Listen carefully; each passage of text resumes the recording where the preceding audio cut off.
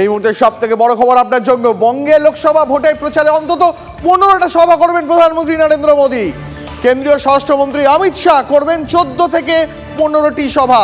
কলকাতার শহীদ মিনার ময়দানে সভা করবেন বলে এখনো পর্যন্ত স্থির হয়েছে। এই মুহূর্তে আরো বিস্তারিত জানবো এই নিয়ে আমার সহকর্মী প্রদীপ্ত কান্তি আমার সঙ্গে টেলিফোন লাইনে রয়েছেন। প্রদীপ্ত, বিস্তারিত জানতে চাইবো তোমার থেকে, তো খুব বড় খবর।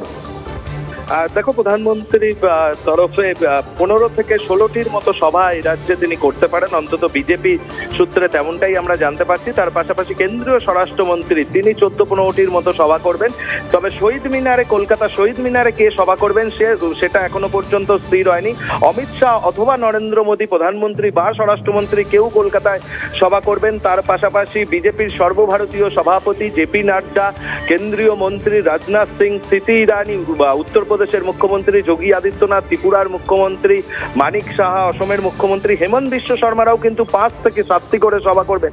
কিন্তু সব থেকে বড় বিষয় যে প্রধানমন্ত্রী এই রাজ্যে লোকসভা ভোটের জন্য তিনি 15টির মতো সভা করতে পারেন। তার মধ্যে উত্তরবঙ্গে 5 থেকে 6টি সভা, এবং ইতিমধ্যেই আমরা খবর করেছি যে 4 এপ্রিল কোচবিহারের রাসমেলার যে ময়দান রয়েছে সেখান থেকে প্রধানমন্ত্রী লোকসভা ভোটের প্রথম সভা করবেন ভোটের নির্ঘণ্ট প্রকাশের পর, এবং 7ই এপ্রিল তিনি জলপাইগুড়ি এবং বালুরঘাট, তারপরেও আরো 2 থেকে 3টি সভা তিনি উত্তরবঙ্গে দলীয় প্রার্থীদের সমর্থনে করবেন। আর বাকি যে 9 থেকে 10টি মতো সভা তিনি দক্ষিণবঙ্গে দলীয় প্রার্থীদের সমর্থনে করবেন।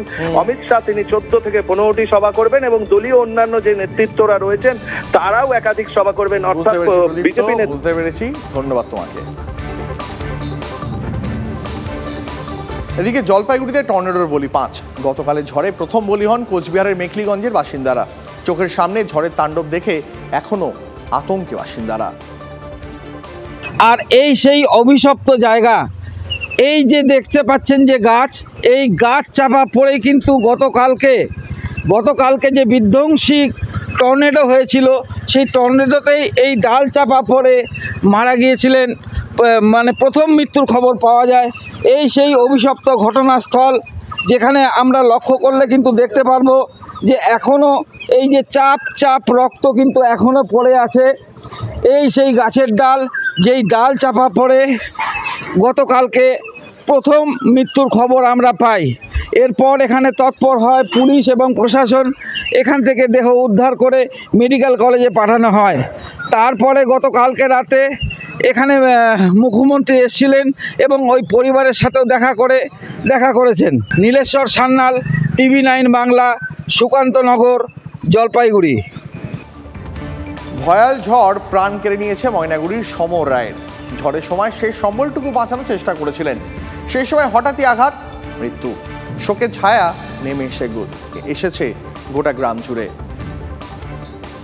ঝড়ের বলি জলপাইগুড়ি জেলায় 5 জন এখনো পর্যন্ত, এমনটাই খবর। আর সেই 5 জনের মধ্যে রয়েছেন জলপাইগুড়ি জেলার ময়নাগুড়ি ব্লকের মাধবডাঙ্গা 2 গ্রাম পঞ্চায়েতের সমর রায়। ঠিক সেই বাড়িতে আমি রয়েছি, এবং সেই গতকালকে যখন টর্নেডোর তাণ্ডব চলছিল তখন নিজের শেষ সম্বলটুকু বাঁচাবার জন্য চেষ্টা করছিলেন তিনি। আর সেই সময় ঘর ভেঙে তার খুঁটি মাথায় পড়ে, এবং মাথায় আঘাত লাগার পরেই তিনি সংজ্ঞাহীন হয়ে পড়েন, এবং তাকে হাসপাতালে নিয়ে গেলে চিকিৎসকরা মৃত বলে ঘোষণা করে।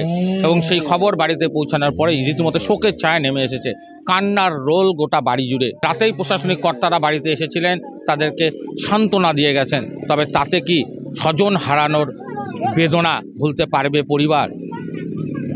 কতদিনে স্বাভাবিক হয় গোটা এলাকার পরিস্থিতি, সেটাই এখন দেখার। জলপাইগুড়ির ময়নাগুড়ি থেকে রনি চৌধুরী, TV9 বাংলা। টর্নেডোয় লন্ডভন্ড আলিপুরদুয়ারের ঘরঘড়িয়া, মাটিতে মিশেছে গ্রাম। রাত পেরোলেও পৌঁছয়নি প্রশাসনের কোনো কর্তা, নেই খাবার জল, ক্ষোভ উগড়ে দিচ্ছেন মানুষ। আমরা এই মুহূর্তে রয়েছি আলিপুরদুয়ার 1 নম্বর ব্লকের ঘরগড়িয়া এলাকায়। এখানে বিধ্বংসী ঝড়ে বহু বাড়ি ঘর উড়ে গেছে। আমরা যে এলাকায় দাঁড়িয়ে রয়েছি এখানে প্রাণে বেঁচেছেন বাড়ির লোকজন। 4খানা ঘর ধূলিসাৎ হয়ে গেছে। বাবান তো ঘুমাইছিল, একে কোলে নিয়ে আমি যে খাটের নিচে ঢুকছি, কাঠের নিচে ঢুকার পর খাটটাও সারাই যাওয়ার পর বাচ্চাটা পড়ে গেছে। বাচ্চাটা পড়ে যাওয়ার পর বাচ্চাটা আমার বুকের মধ্যে, পরে বাচ্চাটা বলে মাম্মা আমাকে বাঁচাও মাম্মা, নাহলে আমি মরে গেলাম মাম্মা।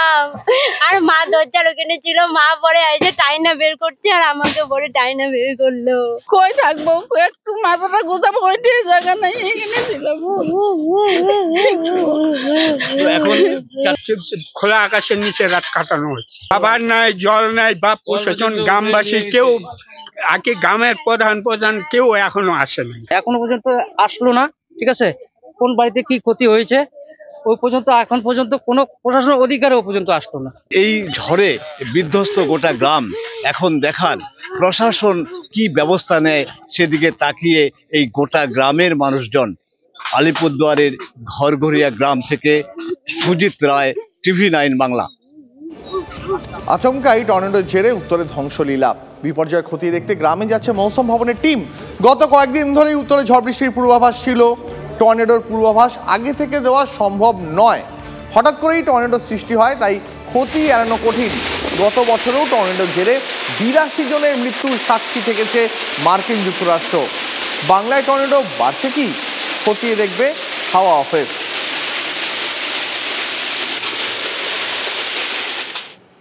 আচমকা সৃষ্টি হওয়া টর্নেডোর জোরে উত্তরবঙ্গে কার্যত ধ্বংসলীলা চলেছে গতকাল। বিপর্যয় খতিয়ে দেখতে এবার গ্রামে যাচ্ছে মৌসুম ভবনের বিশেষ দল। গত কয়েকদিন ধরেই উত্তরে ঝড় বৃষ্টির পূর্বাভাস ছিল। টর্নেডোর পূর্বাভাস আগে থেকে দেওয়া সম্ভব নয়, হঠাৎ করেই টর্নেডোর সৃষ্টি হয়, তাই ক্ষতি এড়ানো কঠিন।